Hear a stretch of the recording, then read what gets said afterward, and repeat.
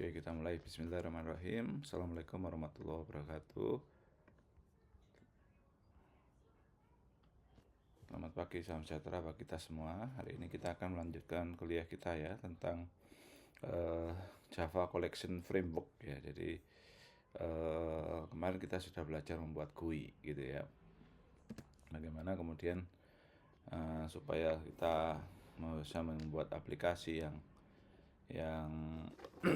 bisa menampung banyak data, maka kita perlu materi ini.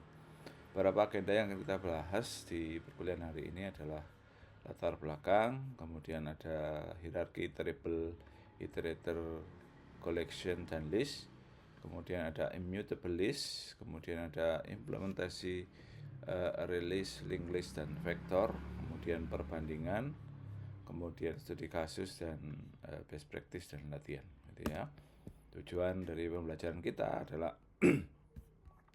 menjelaskan masalah yang dapat dipecahkan oleh Java Collection Framework, membedakan peran iterable, iterator, collection, dan list, membuat dan mengoperasikan array list, linked list, dan vektor, kemudian membedakan mutable dan immutable, serta memilih implementasi list yang paling tepat berdasarkan kebutuhan performa, menerapkan operasi create, retrieve, update, delete pada collection ya.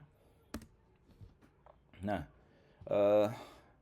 kita bisa melihat ilustrasi gitu ya, bahwa kita bisa menghadapi suatu persoalan ketika kita berurusan dengan data yang banyak. Bayangkan kita punya data mahasiswa gitu ya, ada 100. Nah, kalau kemudian kita buat dalam sebuah variabel, betapa banyak gitu ya langkah dan tahapan yang mungkin di akhir nanti kita pusing gitu ya. Nah, ini di sebelah kiri ini ada mahasiswa 1 sampai mahasiswa 100 gitu ya.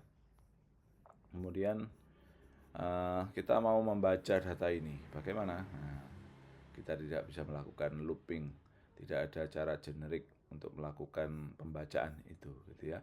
Sulit merawatnya, kita mau menambah data atau mengubah mahasiswanya misalnya urutannya kebalik gitu ya.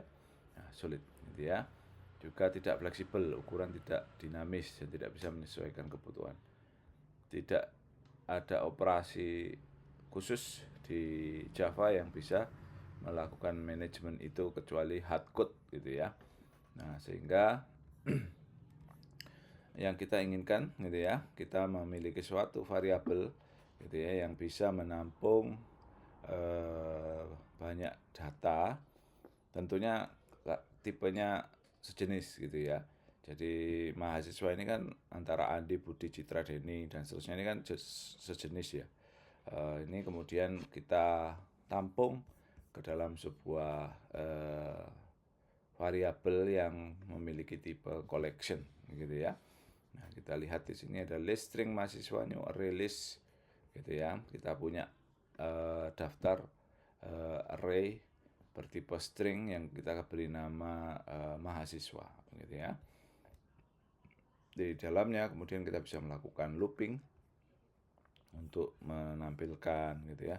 Bisa melakukan manajemen fleksibel dan dinamis, bisa melakukan perubahan, bisa melakukan fungsi-fungsi built-in yang bisa kita panggil. Di sini ada add, remove, contain, set, sort, dan seterusnya gitu ya. Oke, itu tadi ilustrasi besarnya ya. Nah, kalau kemudian kita bandingkan di dalam kode gitu ya, kita punya variabel yang berisi mahasiswa tadi, ada Andi, Budi, Citra gitu ya. Bagaimana kalau kita mau ngeprint semua? Nah, ini tentu merepotkan gitu ya. Kita harus ingat-ingat nama variabelnya betul gitu ya. Nah, kalau mau dihapus satu bagaimana? Kalau mau nambah 4 bagaimana? Semuanya hardcode gitu ya. Sementara dengan collection kita cukup buat variabel array. Nah, nanti tinggal kita panggil nama ini kita punya tipe data list string gitu ya. Nah, kita tinggal panggil mahasiswa.add gitu ya, maka dia langsung membuat array ke 0 berisi Andi begitu ya. Nah, menampilkannya bagaimana? Nah, tinggal kita masukkan ke dalam string iterator ya. Nah, kita panggil string nama bertipe mahasiswa. Nah, kita panggil begini, dia langsung begitu kita kasih for, dia langsung akan menampilkan semua array-nya tadi. Betapa mudahnya gitu ya. Oke. Nah, apalagi nih? Nggak apa-apa, nggak usah bingung ya. Jadi untuk bisa menggunakan framework gitu ya, Java Collection Framework. Jadi Java ini menyediakan suatu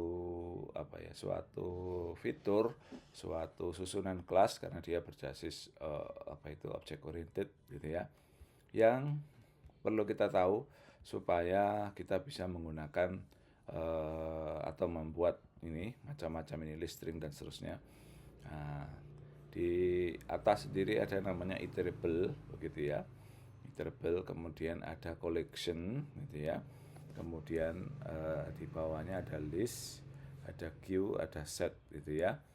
Nah, kalau warnanya biru ini interface, ini tidak pakai standar UML yang benar gitu ya, tapi supaya kalian juga tahu gitu ya, supaya membedakan. Nah, di sini ada interface. Jadi interface ini kontrak gitu ya. Ada di dalamnya nama interface-nya, kemudian metode-metode yang harus diimplementasikan oleh kelas yang membuat interface itu gitu ya. Jadi ada iterable, collection, list, queue, dan set, dan map. Ini nanti ini di bagian lain di pertemuan selanjutnya. Lalu ada kelas hijau-hijau ini kelas ya, array list, linked list, priority queue, ada array queue, ada macam-macam gitu ya. Nah, ini semua bisa kita gunakan untuk membantu kita menghandle jadi banyaknya data yang ada di sebuah program yang nantinya akan kita gunakan. Kalau kalian bingung bagaimana, ya bayangkan ChatGPT itu ya, itu tapi paling tinggi itu ya. Jadi ChatGPT itu stack pengembangan software yang paling tinggi karena dia mengerti bahasa manusia gitu ya. Nah, yang kita buat di sini ya, kita menyiapkan segala macam kemungkinan gitu ya. Kita punya chat berapa, sebelah kiri itu kan ada chat tuh, chat. Nah, chatnya ini dinamis gitu ya. Nah, kita gunakan variabel-variabel atau kelas-kelas yang disediakan oleh si Java untuk menyimpan chatnya tadi gitu ya. Nah, oke, ini frameworknya. Oh iya, lupa ya, ini kalau panah ini implement, kalau ini extend ya. Jadi ada yang implement, ada yang extend gitu ya. Oke. Setelah kita tahu hierarkinya gitu ya, kita masuk ke definisi-definisi dari interface yang atau kelas-kelas yang akan kita gunakan untuk membantu kita untuk mengakomodir data yang banyak tadi. Oke, kita punya iterable ya. Jadi iterable ini adalah root interface yang memungkinkan sebuah objek dipakai for each loop gitu ya. Semua collection mengimplementasikan iterable secara otomatis gitu ya. Jadi semua yang di bawahnya itu pasti punya iterable ya. Posisi di hierarki interface paling dasar di seluruh collection hanya satu method iterator gitu ya, yang mengembalikan iterator T gitu ya. For each di Java secara implisit memanggil iterator T di balik layar ya. Cara kerjanya, kalau kita panggil for string item dari list, maka setara dengan membuat iterator dan memanggil hash next plus next secara berulang ya. Jadi intinya dia akan melakukan pembacaan dari seluruh array yang ada di sini, kemudian masing-masing dimasukkan sini gitu ya. Jadi bayangkan di kelas saya mau menampilkan nama-nama mahasiswa Kemudian kita dengan memanggil string MHS tipenya mahasiswa gitu ya, atau nama gitu ya, jangan nama deh ya, karena kan ya nama ya. Nah, string nama bertipe mahasiswa tadi, nah, maka langsung akan kita tampilkan string namanya akan berisi si Bagas, Billy, dan kawan-kawan itu gitu ya. Oke, ini contoh iterable. Kita punya string mahasiswa Andi Budi Citra. Nah, kita isi ya, kita isi nama mahasiswa. Ini langsung secara otomatis dia akan membaca keseluruhan dari Andi sampai Citra ditampilkan ke layar gitu ya. Jadi dengan menggunakan ini cukup singkat sintaksnya gitu ya. Lanjut, iterator juga bisa kita lakukan kontrol secara manual gitu ya. Jadi dia memberikan kontrol penuh atas proses iterasi. Kita bisa menghapus elemen saat iterasi berlangsung, sesuatu yang tidak bisa dilakukan dengan for each biasa gitu ya. Nah, di dalam iterator ada method utama, ada hashNext dan next gitu ya. Nah, hashNext ini melakukan pengecekan apakah masih ada elemen berikutnya gitu ya. Maksudnya bagaimana? Bayangkan kalian punya 3 ini ya. Nah, kalau ditampilkan semua kan berarti kan 1, 2, 3. Nah, setiap baris ini akan mengecek di bawahnya ya. Kalau kita panggil hashNext, apakah ada di bawahnya? Oh, ada gitu ya. Tampil. Apakah ada? Tampil. Apakah ada? Enggak. Selesai gitu ya.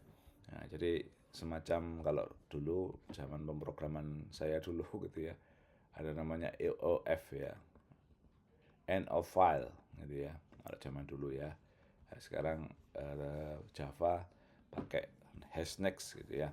Lalu next ini mengambil elemen berikutnya dan majukan pointer. Pointer itu penunjuknya ya. Jadi pengen kalian punya tabel ini, nah, ada penunjuknya. Penunjuk itu ya kayak kita menunjuk ballpoint saya ini ya. Nah, nunjuk nomor 1, nunjuk nomor 2 gitu ya. Nah, kapan kita pilih iterator bukan for each ya, ketika kita perlu hapus elemen saat iterasi, gunakan it remove gitu ya. Kemudian butuh kendali detail kapan iterasi berhenti gitu ya, serta memproses 2 collection secara bersamaan. Jadi bayangkan di dalam ini ada collection lagi gitu ya, misalkan ya. Gitu ya. Oke. Ini contoh kodenya gitu ya, iterasi dasar. Nah, kita berikan iterator string data iterator, kemudian selama masih ada data berikutnya tampilkan gitu ya. Lalu kita bisa menghapus elemen saat iterasi. Nah, kita mau mengatur supaya Budi ini dihapus gitu ya. Nah, ini caranya bagaimana? Nah, kita lakukan iterasi di sini ya. Kita lakukan iterasi, tapi jangan lupa kita masukkan ke variabel gitu ya. Kita masukkan variabel, lalu dicek variabelnya. Apakah berisi Budi? Nah, jika berisi Budi, hapus gitu ya. Nah, ini jangan data.remove nama, ini nggak ngerti dia gitu ya. Jadi dia taunya ya harus dirubah dulu jadi string gitu ya. Oke. Maka setelah kita hapus, dia akan berkurang. Awalnya ada Andi Budi Citra gitu ya, dihapus, tinggal si Andi dan Citra gitu ya. Oke. Kemudian kita lanjut setelah kita punya iterator ya, kita punya collection. Nah, collection adalah interface dasar dari hampir semua struktur data di Java. Ia mendefinisikan operasi umum yang wajib dimiliki setiap koleksi. Jadi kalau iterator itu lebih sederhana. Nah, kalau collection ini lebih kompleks gitu ya. Nah, di dalamnya ada banyak metode yang bisa kita pakai. Ada add, ada remove, ada size, ada contain, ada is empty, ada clear. Nah, ini masing-masing memiliki fungsionalitas untuk menambah elemen, hapus elemen, mengetahui jumlah elemen, mengetahui apakah elemen tertentu itu ada gitu ya, mengetahui apakah koleksinya kosong atau tidak, dan terakhir ini menghapus seluruh elemen gitu ya. Nah, ini contoh kita punya collection string, kita beri nama data, kita isi add ya Java, Python, Kotlin, lalu ditampilkan ukurannya ada 3 gitu ya. Kemudian ada ditanya ya apakah ada Java gitu ya, dicari di sini data contain ya.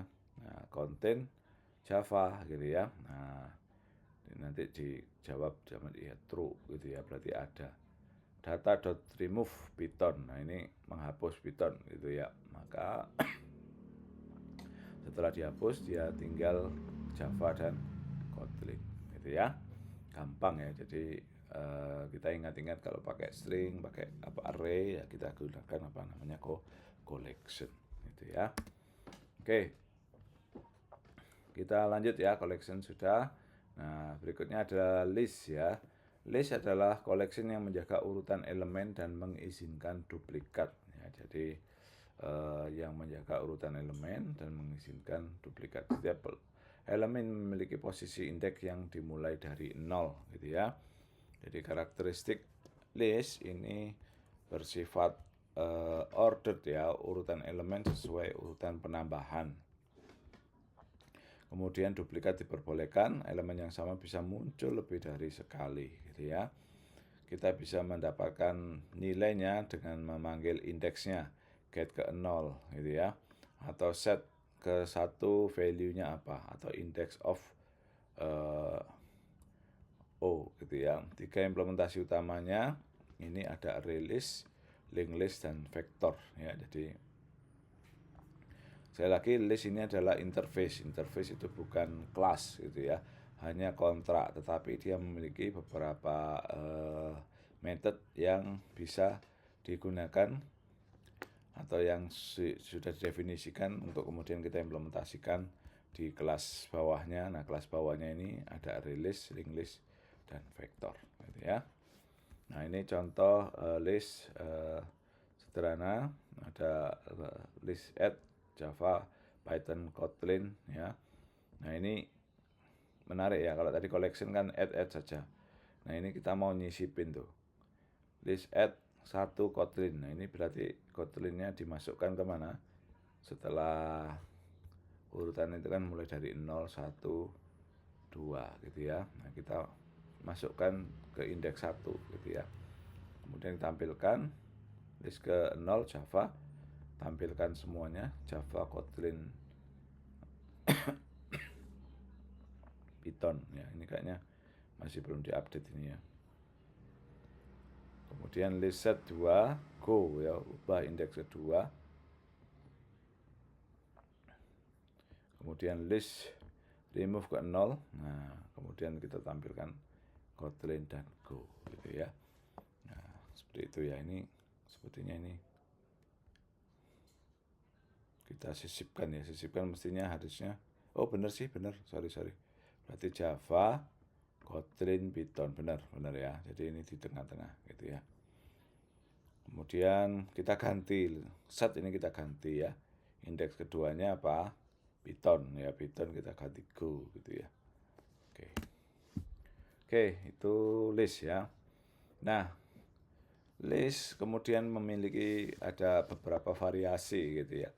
Jadi ada list yang immutable dan mutable gitu ya. Nah, ada kalanya kita perlu variabel array atau variabel data yang immutable. Immutable adalah tidak bisa dimodifikasi. Jadi begitu dia di-create sudah stuck di situ ya. Nah, jadi tidak bisa dimodifikasi setelah dibuat, tidak bisa ditambah, dihapus, atau diubah nilainya gitu ya. Dibuat dengan list of sejak Java 9 gitu ya. Nah, beberapa kondisi kenapa kita perlu menggunakan immutable list ya. Yang pertama, data konfigurasi yang tidak boleh berubah saat runtime. Atau konstansa bisnis, domain bisnis ya. Contohnya apa? Daftar hari, kode status, kode provinsi. Nah, ini kan statik ya. Array of static gitu ya. Nah, ini yang kemudian boleh kita masukkan ke dalam mutable. Nilai yang dibagikan antar thread ya, inherently thread safe. Nah, ini konsep nanti ya, thread itu ya. Kemudian return value API yang tidak boleh dimodifikasi oleh caller. Nah, ini juga nanti di pemrograman apa itu web atau yang lain. Nah, ini contoh ya. Jadi immutable list untuk membuat daftar nama hari gitu ya. Nah, nama hari itu kan masa boleh dilompat-lompat, kan nggak boleh ya. Ya pasti habis Senin, Selasa, Rabu, Kamis, Jumat gitu ya. Ini hari kerja ini. Apa itu?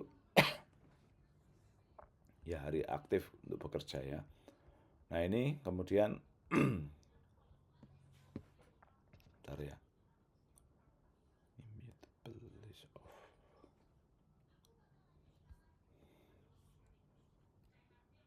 Nah, ini pakai ini ya, pakai list of ya. Nah, ini. Jadi cara membuatnya itu sebetulnya sama dengan list-list biasa ya. Ini ada list, tapi di sini panggil list.of gitu ya. Nah, ini akan membuat namanya immutable gitu ya. Menampilkannya bagaimana? Sama dengan yang lain ya, print dan hari gitu ya. Hari get ke 0, hari size gitu ya. Oke. Kesalahan umum gitu ya, kita tambahin hari Sabtu gitu ya. Kenapa tidak bisa? Karena dia sudah bertipe immutable. Meremove ya sama, tidak ada support gitu ya. Sehingga kalau mau mengubahnya ya kita buat variabel baru gitu ya. Kita buat kopiannya gitu ya. Ya seperti itu kira-kira ya. Oke. Immutable sudah ya. Kita masuk ke array list ya. Array list ini menyimpan elemen dalam array dinamis. Nah, ini ya. Nah, akses by index sangat cepat. Jadi maksudnya bagaimana ya? Jadi kalau sangat cepat itu bayangkan kita punya perintah ini ya, kita punya rak buku ya. Rak buku 1 baris 1 gitu. Gini ya. 3. Nah, kita mau ngambil data A1 ya. Nah, ini kan sudah diambil saja semua. Nggak usah kita pilah-pilah. Makanya kemudian itu indeksnya sangat cepat gitu ya. Tetapi ketika melakukan insert atau delete di tengah-tengah menjadi lambat 0 pangkat n. Jadi 0 pangkat 1 ini ambil semua. Kalau 0 pangkat n ini dia akan membaca iterasi gitu ya. Jadi kalian ingat-ingat kalau release untuk membacanya cepat, tetapi untuk insert atau delete di tengah ini lambat karena ada proses pergeseran gitu ya. Oke, struktur internal array yang tumbuh otomatis secara penuh ya. Kapasitas awal default 10 elemen, pertumbuhan 1,5 kali saat penuh gitu ya. Akses kita panggil get i 0 ini big O ya, kompleksitas ini ya. Langsung ke alamat memori. Insert delete di tengah, ini semua elemen di kanan bergeser gitu ya. Bayangkan ya, tapi ini kan apa ke bawah ya. Sepertinya ke samping ya gambarnya yang tepat ya. Nah, begini. Nah, kita mau menambahkan ini ya otomatis ini kan harus dipindah ya, dipindah ke kanan gitu ya. Oke, release paling cocok untuk sering baca atau akses elemen by index. Jarang insert atau delete di posisi tengah. Contohnya apa? Daftar produk di katalog, riwayat transaksi. Kenapa ini penting? Karena supaya kita tahu ya. Jadi kalau melihat daftar produk katalog itu kan penambahan data atau pengubahan data itu jarang gitu ya. Begitu sudah jadi buku gitu ya, jadi apa menu di restoran, ya biasanya dia akan stay di sana, menu itu paling tidak 6 bulan sampai 1 tahun gitu ya. Kecuali ada kondisi ekstrim ya, tiba-tiba minyaknya harganya sangat tinggi gitu ya, mempengaruhi semua lapisan gitu ya. Atau transaksi ini kan nambah terus ya, nggak ada saya mau batalin transaksi, nah nggak boleh itu ya. Kalau mau batalin gimana ya, buat transaksi baru yang apa ya, intinya dicatat gitu ya, ada pengembalian transaksi gitu ya, jadi transaksi pengembalian retur barang, kemudian transaksi baru, jadi ada dua transaksi gitu ya.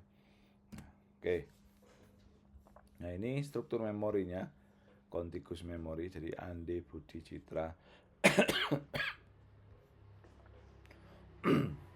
Elemen tersimpan berurutan di memori ya. Get I langsung hitung alamat base I plus I kali ukuran gitu ya. Nah ini insert di tengah, semua elemen di kanan harus digeser. Bayangkan kita mau masukkan siapa di sini, Bagas gitu ya. Nah ini kan berarti kan Budi kan harus shift ya. Nah, Citra geser, kemudian Budi ngisi Citra gitu ya. Nah gitu ya. Terus Bagas isi gitu ya. Nah ini contoh kodenya ya. Kita punya release, kita punya playlist lagu A, B, C, kemudian kita baca gitu ya. Jadi list string playlist gitu ya. Kemudian kita new array list. Jadi yang bedakan itu di sininya ya. Jadi kalau tadi pakai list, mana tadi ya?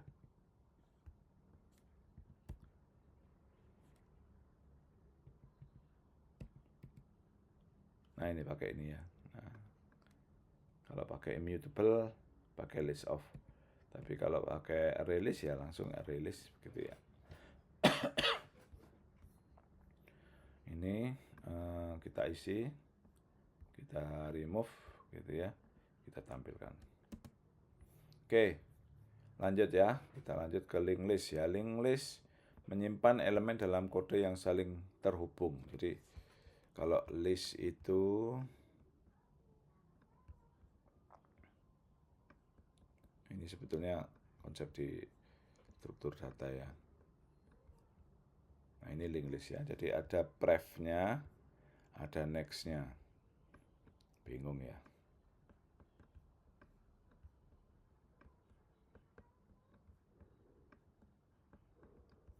Ini 1, pref-nya 0 ya. Ini kalau pertama sendiri 0 ya, 0. Next-nya 1, 2 ya. Nah ini pref-nya 1, next-nya 3 kayak gitu ya. Jadi linked list itu seperti itu. Menyimpan elemen dalam node yang saling terhubung, insert dan delete di awal atau akhir sangat cepat ya. Jadi tetapi akses by index sangat lambat gitu ya. Jadi linked list ini dia menyimpan data pointer next dan pointer preview gitu ya. Kemudian kita insert dan delete di awal atau akhir cepat gitu ya. Tapi kalau mau jalan, nah, bayangkan di sini ada berapa datanya, ada banyak.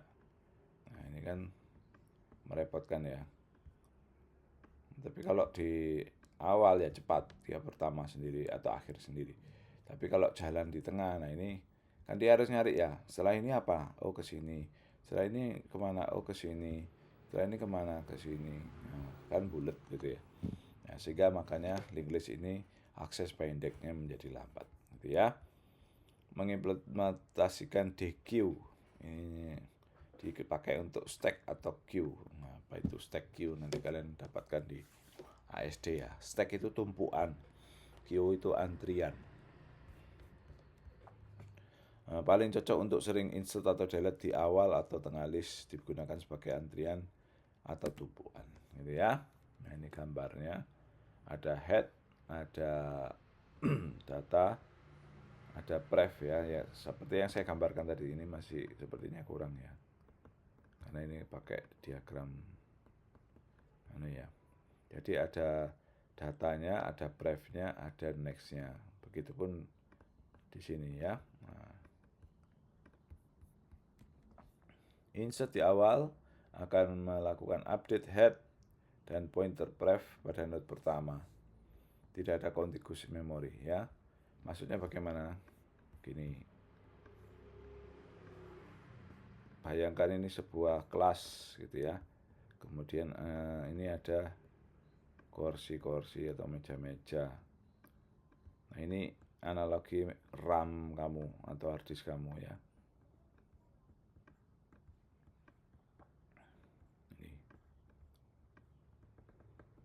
Nah, kalau pakai yang tadi, yang contiguous memory, itu kita letakkan data, dia harus berurutan. Sementara kalau kita pakai yang linked list, ini tidak berurutan. Biasanya Billy sama Bagas itu kan duduknya bersampingan gitu ya. Nah, kalau pakai linked list ini ada Billy, Bagasnya di sini. Bagas. Tapi ada penunjuknya ya. Setelah Billy, Bagas. Setelah Bagas, siapa misalkan? Ke sini. Bulat gitu ya. Jadi itu yang terjadi di RAM kalian gitu ya. Atau di hard disk. Sehingga kelemahannya ya ketika dia berjalan dari iterasi tadi agak lambat gitu ya. Kalau di Windows ada mekanisme namanya defrag. Defrag itu apa? Defrag itu yang menata supaya area filenya itu berdekatan gitu ya. Harapannya apa? Harapannya itu lebih cepat aksesnya dimasukkan ke RAM gitu ya. Sebab kalau jauh-jauh ya Pak begini. Setelah Billy siapa? Bagas di mana? Di sana. Nah, ini jalan dulu. Tung sampai ketemu Bagas gitu ya. Nah, kira-kira begitu ya. Ini kodenya. Kita punya antrian. Nah, kita panggil di sini link list ya.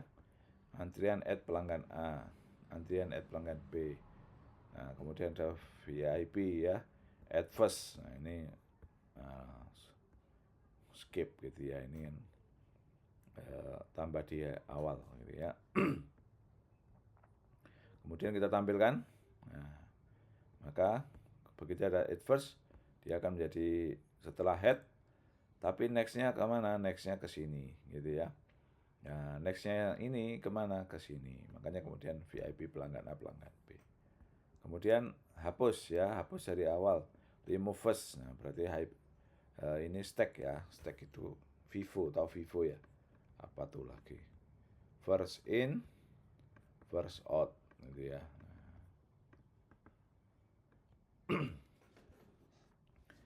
Lawannya apa? Lawannya LIFO. Last in, first out. Ya. Jadi kalau kalian dilayani di bank itu biasanya Vivo. Tapi LIFO ini di mana ya? Saya lupa contohnya, belum ada ide. Itu ya. Oke. Berikutnya vektor ya. Jadi kita punya linked list. Selanjutnya adalah vektor. Nah, vektor ini adalah list yang thread safe ya. Thread safe itu biasanya digunakan untuk paralel ya. Paralel programming gitu ya.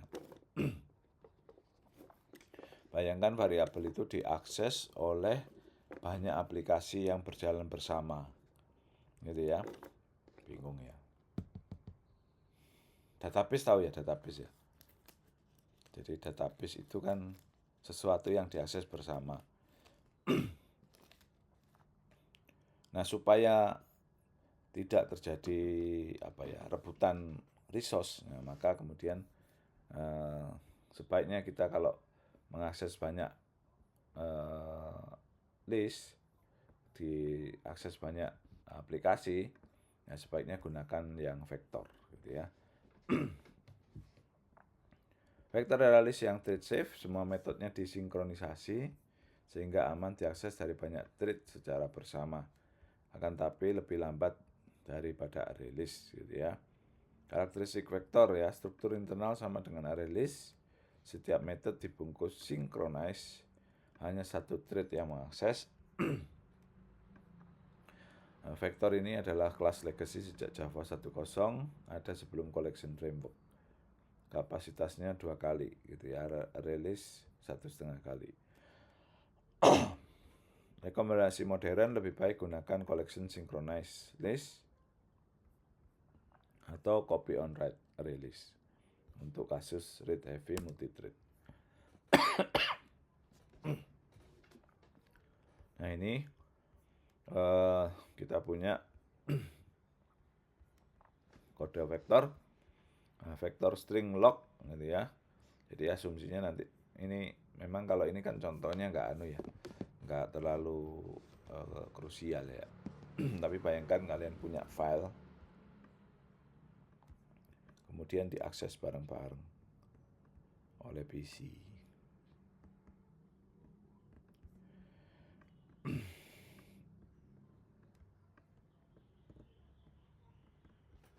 Atau bahkan aplikasi yang sama gitu ya. Windows itu kan kelihatannya sepele ya, tapi dia sebetulnya kalau kalian buka file yang sama kan bisa juga kan. Satunya baca, satunya bisa read dan write. Word itu bisa dibuka lewat apa itu? MS Word, docx gitu loh ya. Atau pakai apa misalkan aplikasi Cina itu apa ya? Apalah gitu ya. Nah, intinya satu file diakses bersama atau paralel gitu ya. Nah, supaya aman kita gunakan namanya vektor gitu ya. Kita gunakan tipe vektor. Jadi misalkan ada Java yang mengakses file yang sama, nah kita buat thread gitu ya. Nah, sehingga supaya tidak konflik, tidak rusak gitu ya. Maka kita lebih amannya gunakan vektor. Kita log add user a login, log add user b login, log add user a logout gitu ya. Kemudian kita tampilkan lognya, entry lognya, berapa ukurannya ditampilkan gitu ya. Lalu kita remove gitu ya. Oke. Itu tadi kita sudah belajar beberapa jenis array list gitu ya. Baik itu array list, linked list maupun vektor. Nah, beberapa aspek yang bisa kita bandingkan ya, ada struktur internal, ada ini array dinamis. Nah, sementara linked list ini double link node gitu ya. Dan vektor ini array dinamis.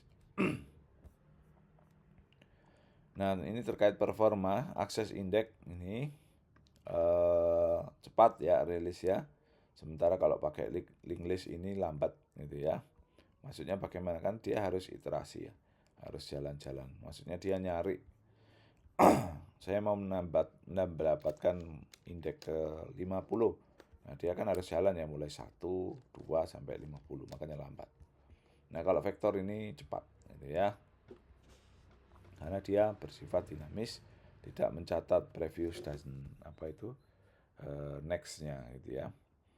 Untuk insert dan delete di awal, nah ini array list ini lambat ya. Linked list ini cepat gitu ya. Karena dia cukup ubah head-nya atau tail-nya gitu ya. Sementara vektor ini lambat. Oh ya, itu yang head ya awal ya. Kalau yang di akhir tail-nya tadi, ekornya ya. Ini 01 ini cepat ya. Kemudian linked list juga cepat ya. Vektor ini cepat. Kemudian thread safe. Nah, ini kalau array list dan linked list ini tidak aman gitu ya, karena ya dia kan ekstensif ya penggunaan variabelnya. Nah, yang aman pakai vektor gitu ya.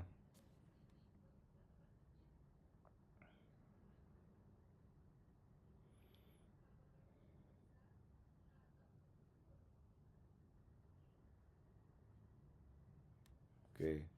Kemudian overhead memori per elemen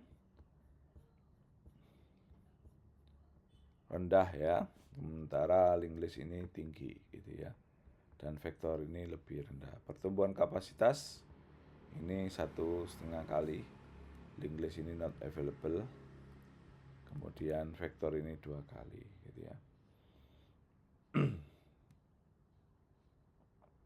Ya, jadi ini ada istilah ya amortize gitu ya. Amortize ini konsep dalam ilmu komputer untuk menghitung rata-rata biaya operasi dalam jangka panjang. Ya, jadi secara jangka panjang ini cepat gitu ya.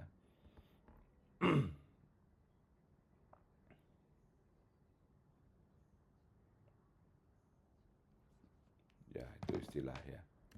Oke. Nah, bagaimana kemudian kita menentukan list yang paling tepat? Nah, kita bisa mengikuti flowchart ini ya. Apakah kita butuh list gitu ya? Pertanyaan berikutnya. Sering akses ke indeks tertentu tidak gitu ya. Nah, jika ya, maka masuk ke sini. Apakah perlu thread safe ya? Jika ya, gunakan vektor. Jika tidak, gunakan array list. Jika tidak perlu akses indeks, maka pertanyaan sering insert atau delete di awal atau di tengah gitu ya. Nah, jika iya kita masuk ke link list, jika tidak masuk ke array list gitu ya. Nah, kita masuk ke analogi gitu ya. Jadi seringkali kadang kita juga bingung. Apa sih iterator, iterable dan seterusnya ya. Nah, ada iterable ini, anggaplah ini sebuah daftar absensi yang kita baca satu persatu gitu ya. Kemudian iterator ini adalah saya gitu ya. Orang yang membacakan nama, memanggil kalian gitu ya. Satu persatu bisa dilewati gitu ya. Sementara collection ini keranjang belanja atau kalian presensi mahasiswa itu ya, peserta didik gitu ya. Nah, ini kumpulkan tambah hapus gitu ya. List ya. Ini analoginya seperti antrian kasir bernomor gitu ya. Urutannya tetap ada posisinya gitu ya. Atau kalian pergi ke bank ya, ke customer service, nanti kan dipanggil tuh nomor B01 gitu ya Mas, ke customer service atau ke kasir mana gitu ya. Immutable list ya. Nah, ini jadwal pelajaran atau jadwal kuliah ya. Kan jadwal kuliah itu kan ditentukan di awal semester ya. Nah, nggak boleh berubah tiba-tiba dibalik Sabtu dulu gitu ya, nggak boleh gitu ya. Harus fix gitu ya. Kalau ada yang berubah itu pun temporer ya, biasanya seminggu saja berubah. Kenapa? Ya memang aturannya begitu. Nah, kalau aturannya begitu kita gunakan immutable list gitu ya. Kenapa? Karena tidak bisa diubah. Release ya, rak buku bernomor, ambil buku nomor tertentu gitu ya. Jadi lepas cepat gitu ya. Lanjutan, link list ya. Analoginya rantai gitu ya. Rantai, tahu rantai ya. Sayangnya nggak semua tahu ya. Kita pakai matic ya. Rantai itu kan ada chainnya ya, ada semacam pengaitnya gitu ya. Nah, kita mau sambung putus dimanapun bisa dilepas dulu tapi gitu ya. Vektor antrian di bank dengan nomor antri gitu ya.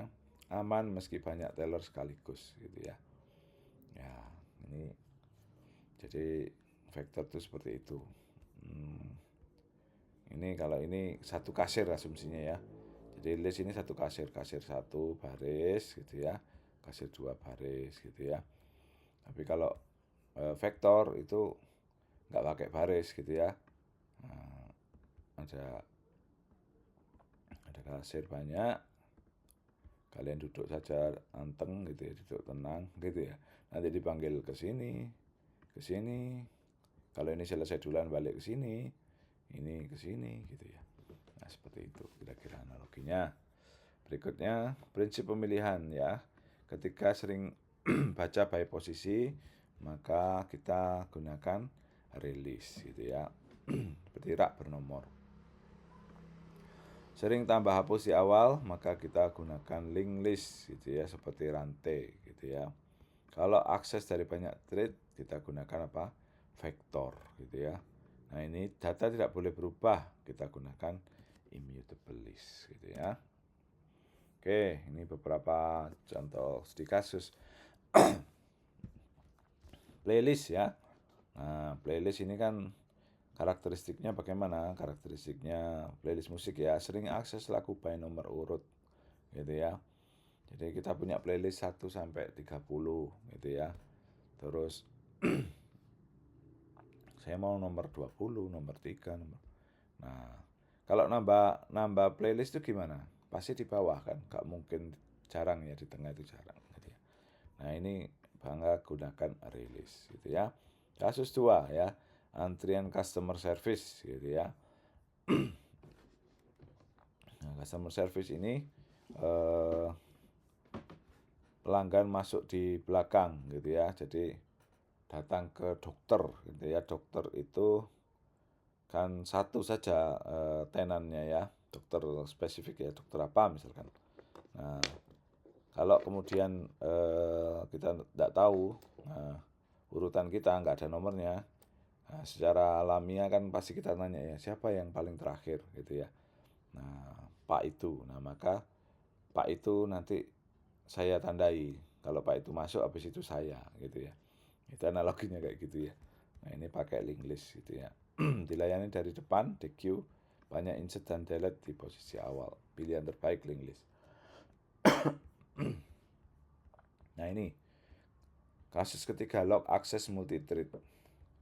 Jadi bayangkan Windowsmu itu dia membaca file temporer gitu ya, file temporer di komputermu.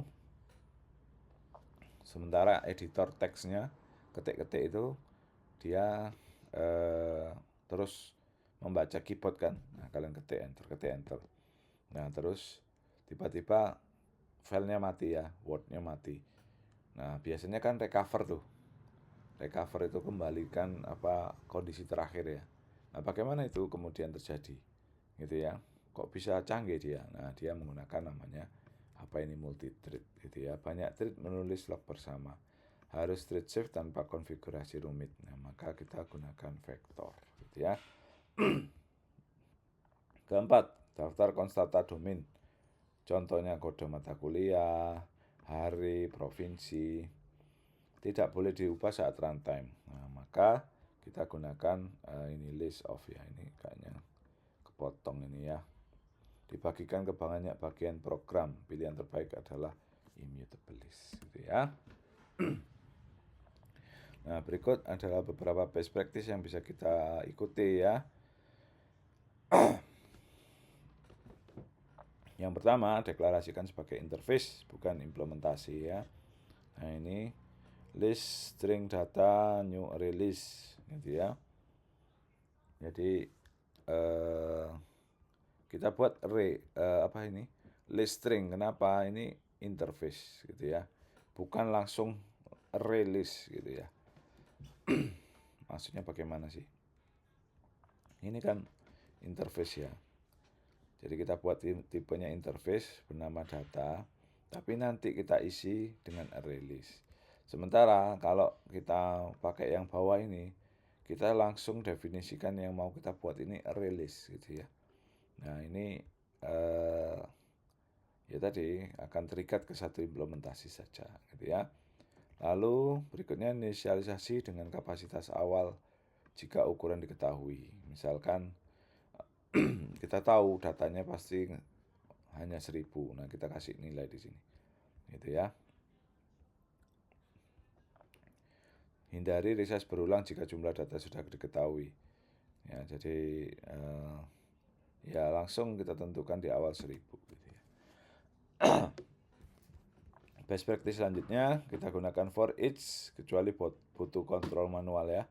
Ada string item list, ini lebih bersih kodenya. Nah, kalau mau remove, nah baru kita pakai yang iterator gitu ya. Jangan gunakan vektor untuk kode baru, tapi gunakan copy on writer array list. Gunakan list of untuk data konstan agar tidak sengaja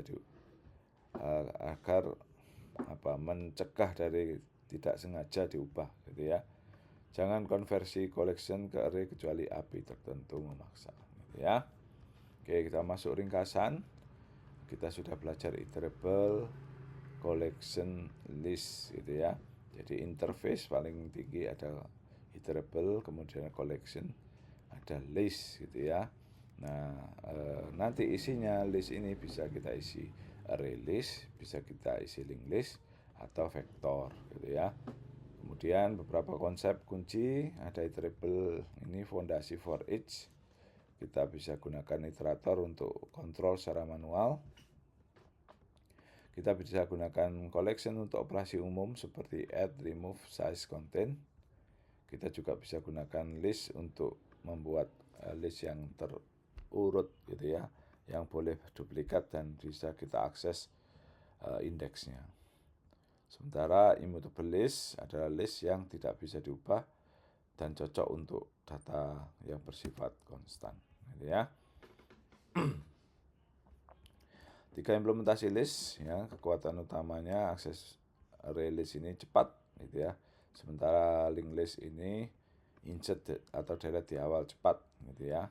Dan vektor ini treat safe gitu ya. Sementara kelemahannya kalau array list ini insert di tengah lambat gitu ya. Dan linked list ini akses indeksnya lambat gitu ya. Vektor ya lebih lambat karena ada proses synchronize gitu ya. Gunakan jika, kapan, array list sering baca data, kalau linked list sering tambah atau hapus. Vektor multi-thread gitu ya, jadi banyak, satu resource digunakan banyak aplikasi, itu namanya multi-thread gitu ya. Berapa kunci yang bisa kita pahami? Mulailah dulu dari array list ya, cukup untuk sebagian besar kasus. Pilih linked list jika banyak insert atau delete di awal atau tengah. Deklarasikan sebagai list T, bukan array list T gitu ya. Nah, ini nanti ada tugas yang kalian perlu jawab nanti ya. Saya akan taruh di link.